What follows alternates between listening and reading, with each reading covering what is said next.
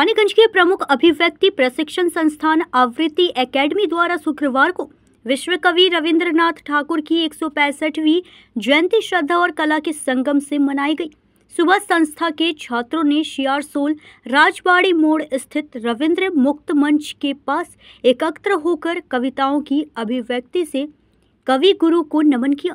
इस अवसर पर कवि की अर्धमूर्ति पर माल्यार्पण किया गया। माल्यार्पण करने वालों में पूर्व नगर पिता गौतम घटक, समाजसेवी प्रदीप नंदी, सलील कुमार सिन्हा, शिक्षक कवि गुणमयी फौजदार, रंगकर्मी मनोन्मय गंजीलाल एवं संस्था के प्रमुख अभिजीत दे प्रमुख रूप से उपस्थित थे। माल्यार्पण के पश्चात एक रंगारंग शोभा यात्रा निकाली गई जो सियारसोल सुवर्ण जयंती मंच के पास स्थित नजरुल प्रतिमा तक पहुंची, जहां पुष्प अर्पण कर कृतज्ञता प्रकट की गई। इसके बाद शोभा यात्रा सियारसोल ग्राम स्थित अनाथ काली मंदिर के सामने समाप्त हुई।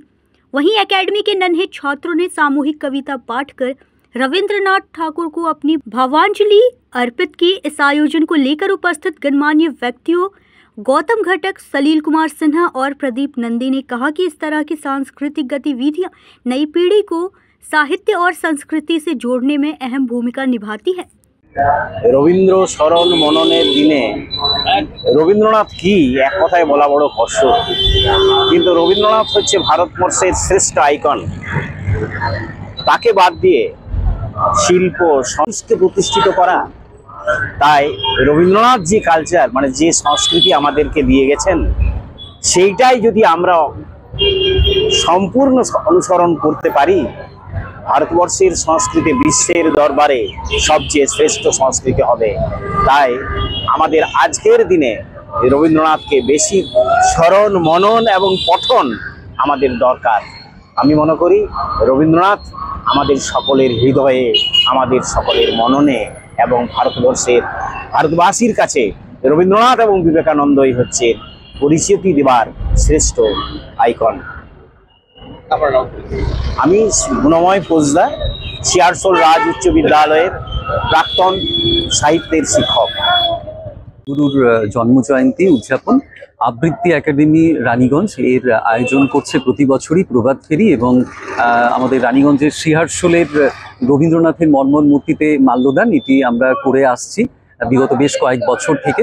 এই বছরও সেই ধারাকে আমরা এবং আমাদের বাচ্চারা এবং আমাদের সমস্ত অভিভাবকরা এবং রানীগঞ্জের বহু বিশিষ্ট শিয়ারসোলের বহু গুণী মানুষরা এই আমাদের এই প্রভাত ফেরিতে আমরা অংশ নিয়েছি এবং পায়ে পা মেলাচ্ছি।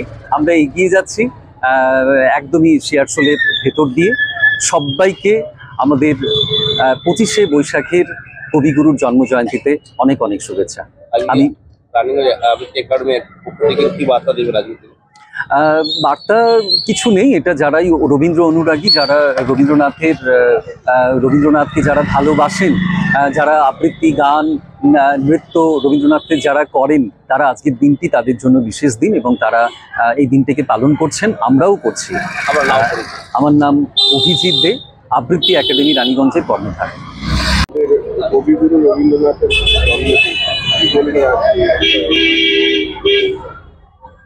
কবিগুরু রবীন্দ্রনাথের আজকে 165তম জন্মদিন এবং আমরা আজকে আবৃত্তি একাডেমি এবং অন্যান্য বিভিন্ন সংস্থা থেকে এখানে মিলিত হয়েছি এবং যে মানুষের সম্পর্কে বলতে বলা হয়েছে, এই বিশাল মানুষ, এই বিশাল প্রতিভা, আমার মনে হয় ভারতবর্ষের বুকে অন্তত সাহিত্য ক্ষেত্রে কেউ জন্মগ্রহণ করে এবং এই বিশাল মানুষের সম্পর্কে কিছু বলতে যাওয়া আমাদের মতো ক্ষুদ্র লোকের ধৃষ্টতা ছাড়া কিছুই। ভারতবর্ষের সাহিত্য জগৎকে একটা নূতন দিগন্তে তিনি পৌঁছে দিতে পেরেছেন। রবীন্দ্রনাথের আগের যুগ আর রবীন্দ্রনাথের পরের যুগ, কি রবীন্দ্রনাথের সময়ের যুগ, একটা বিশাল ব্যাপার।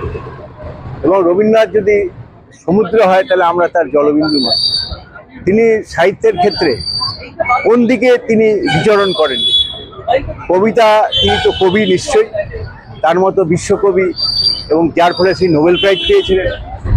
সাহিত্যের অন্যান্য বিষয়গুলো, বড় গল্প, ছোট গল্প, এমনকি নাটক, সব ক্ষেত্রেই তিনি আমাদের তার যা প্রতিভার যে বিচ্ছুরণ তিনি রেখেছিলেন এবং ভারতবর্ষের বাংলা সাহিত্যকে বিশ্বের দরবারে যদি কেউ পৌঁছে দিয়ে থাকে তাহলে আমি বলবো রবীন্দ্রনাথ, আর কেউ নয়। এবং এখনো অনেক সাহিত্যিক চেষ্টা করছেন, কিন্তু আমি ব্যক্তিগতভাবে মনে করি যে ভারতবর্ষের রবীন্দ্র যুগ এখনো শেষ হয়নি, এখনো রবীন্দ্র যুগ চলছে। রবীন্দ্রনাথকে ছাপিয়ে যাওয়ার মতন কোনো সাহিত্যিক কিংবা কোনো কেউ এখন পর্যন্ত ভারতবর্ষে জন্মগ্রহণ করেনি। এবং আমরা রবীন্দ্রনাথকে শ্রদ্ধা জানাই। আমরা বাঙালিরা মনে করি যে আমাদের অভিভাবক, আমাদের সাহিত্যকে বিশ্ব দুনিয়া নিয়ে যাওয়ার যে ব্যক্তিত্ব তিনি হচ্ছে রবীন্দ্রনাথ, এবং আমরা তাকে অবশ্যই শ্রদ্ধা জানাই। এবং আমরা আজকের যুগে যারা সাহিত্যিক, যারা কিছু নাটক লেখেন, যারা যেই কিছু করেন, আবৃত্তি করেন, এবং প্রত্যেক মানুষই আজকে রবীন্দ্রনাথকে ছাড়া তারা কিছু করতে পারেন না। আজকে রবীন্দ্রনাথকে কেন্দ্র করে শত শত ব্যক্তি ডক্টরেট ডিগ্রি পেয়েছে। আমাদের রানীগঞ্জের যিনি বিশিষ্ট অধ্যাপক ছিলেন ডাক্তার রামদুলাল বোস, তিনি আজকে প্রয়াত, এবং তিনি প্রচণ্ড রকম রবীন্দ্র ভক্ত ছিলেন। তার মননে, তার চরণে সবসময় তার রবীন্দ্রনাথকে তিনি বলতেন, আমাকে বলতেন যে দেখো রবীন্দ্রনাথই আমার সব, রবীন্দ্রনাথই আমার সব কিছু। তো এইগুলো মানুষের আজকে আমরা যারা এখানে বসছি, গুণময় বাবু আসছেন, বলরাম বাবু এসছেন, সলিল বাবু, এবং সবাই যারা আজকে এসছি, তার যে মাল্যদান দিলাম, তার প্রতি শ্রদ্ধা জানালাম। এর চেয়ে বোধহয় আমরা নিজেদেরকে বড় করে ভাবতে পারি না। এবং আমরা আশা করি যে এই সাহিত্যপ্রেমিক এই মানুষটির প্রচার আরও বেশি বাড়াতে হবে। স্কুল, কলেজ, সব জায়গায় যদি আমরা এই প্রোগ্রামগুলোকে করি, রবীন্দ্রনাথকে মানুষের মধ্যে দিতে হবে। একটা সুস্থ ভারতবর্ষ তৈরি করতে গেলে রবীন্দ্রনাথের প্রয়োজন, এবং সেই জন্যই রবীন্দ্রনাথকে গায়ে গঞ্জে সব মানুষের কাছে পৌঁছে দিতে হবে। এখনও অনেকে আছে, আমি জানি স্কুল কলেজগুলোতে আগে যেভাবে রবীন্দ্র চর্চা হতো এখন কিন্তু আর সেভাবে হয় না। অন্য রকম একটা সংস্কৃতি আমদানি হচ্ছে।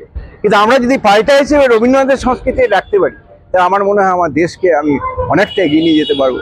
এবং রবীন্দ্রনাথ সাম্প্রদায়িকতা সম্পর্কে অনেক কিছু বলে গেছেন। তিনি বলেছেন যে মানুষকে কিন্তু এই সাম্প্রদায়িকতার ঊর্ধ্বে থাকতে হবে, এই কথা বারবার বলে গেছেন। আমরা রবীন্দ্রনাথকে স্মরণ করছি, বারবার স্মরণ করব, প্রতি বছর করব, এবং রবীন্দ্রনাথের যে পথে আমরা চলার চেষ্টা করব। এই বলে সবাইকে ধন্যবাদ জানিয়ে নমস্কার। আমার নাম গৌতম ঘটক, আমি রানীগঞ্জ সিটিজেন্স ফোরামের ওয়ার্কিং প্রেসিডেন্ট এবং প্রাক্তন পৌরপতি। নমস্কার।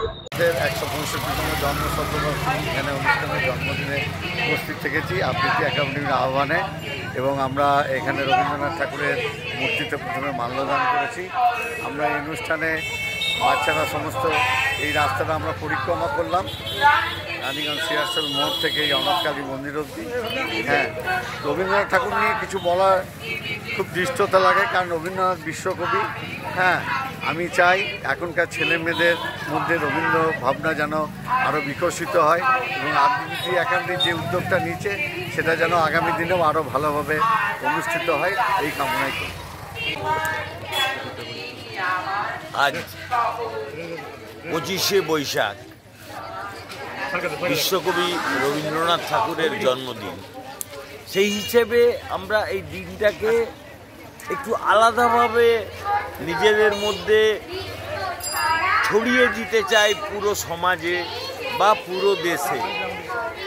উনি যে কত বড় কবি ছিলেন সেটা অ্যাকচুয়ালি আমি বলে বোঝাতে পারবো না, বা বোঝানো মুশকিলও আছে। তো সেই হিসেবে উনি যেসব কর্ম করে গেছেন সেই কর্মের উপরে যদি বেস করে আমরা প্রত্যেকে এগিয়ে যাই, আমার মনে হয় আমরা নিশ্চয়ই আমাদের জীবন আরও সুন্দরতর দিকে এগিয়ে যাবে, এই আমার বিশ্বাস। ধন্যবাদ, সবাই ভালো থাকুন, সুস্থ থাকুন, এই কামনা করি। আজ 25শে বৈশাখ বিশ্বকবি রবীন্দ্রনাথ ঠাকুরের 165তম জন্মদিবস। বাংলা 1268 সনের 25শে বৈশাখ রবিবার রবীন্দ্রনাথ ঠাকুরের জন্ম হয়। বিশ্বকবি আজ শুধু আমাদের বাংলার কবি না, সারা বিশ্বের কবি। যখন রবীন্দ্রনাথ ঠাকুর 1348-এ প্রাণ করে, তখন কিন্তু আমাদের দেশ স্বাধীন হয় নাই। তখন এপার বাংলা ওপার বাংলা নিয়ে একটা বৃহত্তর বাংলা ছিল। আজ দুই বাংলার মধ্যেই রবীন্দ্রনাথ ঠাকুরের আজকে যে আমাদের জাতীয় সঙ্গীত দুই বাংলার মধ্যেই প্রভাবিত হচ্ছে, কিন্তু বর্তমান পরিস্থিতিতে আজকে যে ওই পার বাংলার যে অবস্থা, তারা যে কোন প্ররোচনার মধ্যে পড়েছে সেটা বলতে পারবো না। তার নজির তো আজকে আমরা দেখতেই পাচ্ছি।